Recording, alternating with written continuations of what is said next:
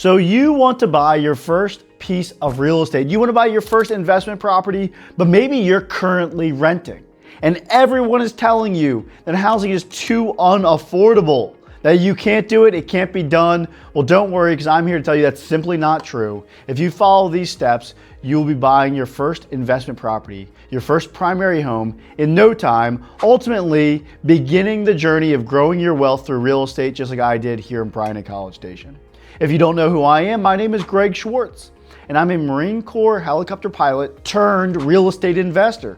Over the last 5 years, I got my license and started helping investors just like yourself buy and sell real estate.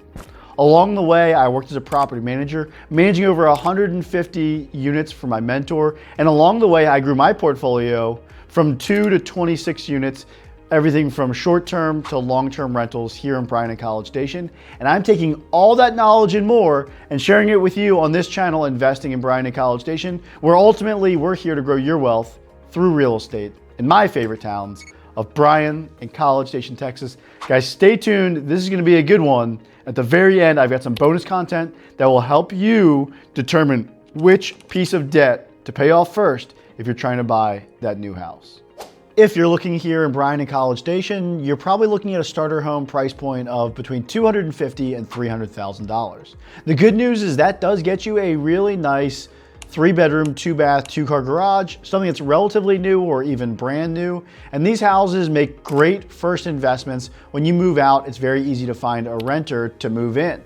So let's start off with step number 1. The first thing that you need to do if you're gonna jump in to buy your first property is start paying off debt.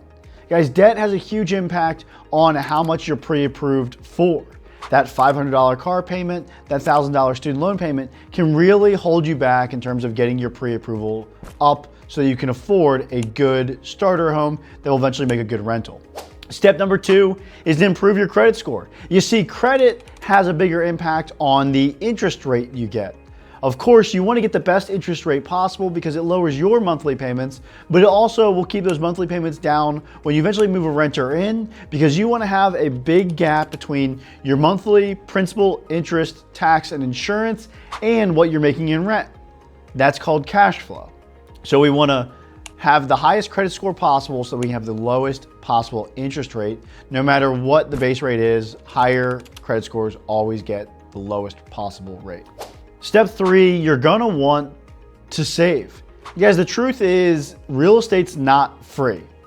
If you're gonna be buying a $275,000 house, you're likely gonna be looking at things like an FHA loan. Basically, you've got to come up with 3.5% down. In this case, at $275K purchase price, you're looking at $9,600. But you're also gonna need closing costs. Now, the truth is I've had a lot of my clients have their closing costs covered either by a builder or by a seller, but let's assume going in that we want to have enough saved up. So closing costs will be $3,000 to $5,000. And then a lot of people aren't telling you this, but I think you should have a reserve.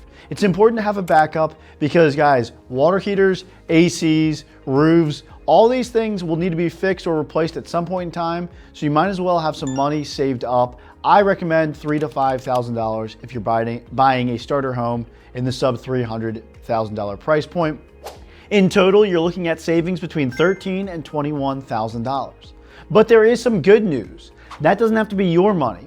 In fact, you can actually have that money gifted to you by a parent or grandparent, or maybe that rich uncle that you have, and they're actually able to gift you that money for that down payment to help you get started. And that's a really good way that a lot of my clients have been using, so they don't have to save up the full, call it $20,000. Step 4 is an important one, so pay attention. A lot of my clients who are renters, when they look to buy a house, they tell me, hey Greg, my lease is up in July, so I'll start looking in June. The problem is this means that you're only looking for houses for 1 month instead of the entire year. You're limiting your options, and that's not how investors work. A smart investor is going to look at the lease and they're going to find out what it takes to break that lease. What are the procedures and fees associated with getting out of that lease early? They're going to factor that into this investment so they know exactly what it takes to get out of the lease and ultimately open up their options for finding the best real estate investment opportunity for them, not just the best one in June. Step 5 is to talk to a lender. Once you've completed steps 1 through 4, you're now serious enough to go start talking to lenders. I recommend that you talk to at least 3 lenders. You can probably start with whoever you bank with now. They are going to look at your income, your debt, your credit score, and your savings to determine whether or not you can afford, or rather how much house you can afford. You might have to go back to steps 1 through 3 to increase your savings or your credit score in order to afford that house that you're looking for. Step number 6 is to start talking to real estate agents. I'd love to talk to you here at Schwartz Realty Group. We love working with renters, making that first leap to buying a house. But the truth is, I think that you should talk to at least 3 different agents, because ultimately you want to make sure that you have a good connection with the person who's gonna help you make the biggest financial purchase of your life. Make sure you know, like, and trust them. Make sure you communicate well with them, and make sure they've got the knowledge and experience necessary to help you make the right decision. Step 7 is to start early and set expectations. Guys, this is not a quick process. It's not like going to the store to pick up the new iPhone. This is something that's gonna take 2 to 3 months to find the right house. And shoot, it might even take longer than that. I've had clients who have started and then 8 months later found that perfect house. The point is, I want you to start early and get a feel for the market, get a feel for the houses, and set your expectation that you're gonna make offers that aren't gonna be accepted, and that's okay. It's part of being an investor.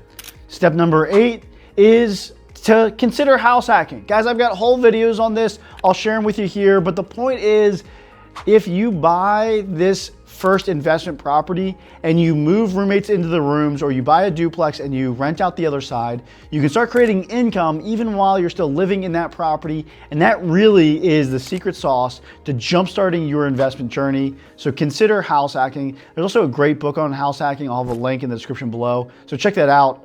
It's one of the Bigger Pockets books. Highly recommend it. So your last step, step number 9, guys, we are here. We are ready to get our offer accepted, do some inspections to make sure the house is in good condition, and close on the property. Really, it's that simple. The hard part, just like anything, is laying the groundwork. That's paying down debt, improving your credit score, and having enough savings to be able to afford the house. So let's look at some actual numbers of what it takes to buy that $275,000 house here in Bryan-College Station. Every single week, I get hundreds of client questions about real estate, and every single week on this channel, I answer one of those questions for you in our bonus content. Of course, this week is no different. So I had a client ask me this week, hey Greg, how much does debt affect how much I'm pre-approved for? And that's a really good question, so I figured I would answer it with an example right here. Let's assume that you make the median income for an individual in Brazos County between the ages of 25 and 44. That median income is $69,000. That means that your monthly income is $5,750. That means that the bank will allow you to have up to 40% DTI, debt to income, which means the bank will allow you to carry a total of $2,300 worth of debt. If you have no other debt besides this mortgage you're going to take on, the bank will pre-approve you for right around $275,000. So the median income allows you to buy a great starter home. There's new homes being sold at that price. So you can get a brand new starter home on the median income here in Bryan-College Station. But what about the debt? If you have a $500 car payment, that now decreases the total mortgage that you can have down to $1,800 and decreases your pre-approval by $61,000. You're now only pre-approved for $213,000 in Bryan-College Station, which means you're probably getting a pretty dumpy house. Guys, the difference between a great brand new starter home and a dumpy house in Bryan-College Station comes down to that car payment, which is why step number 1 to getting your first home is paying off debt. Don't forget to like and subscribe, and until next week, you take it easy.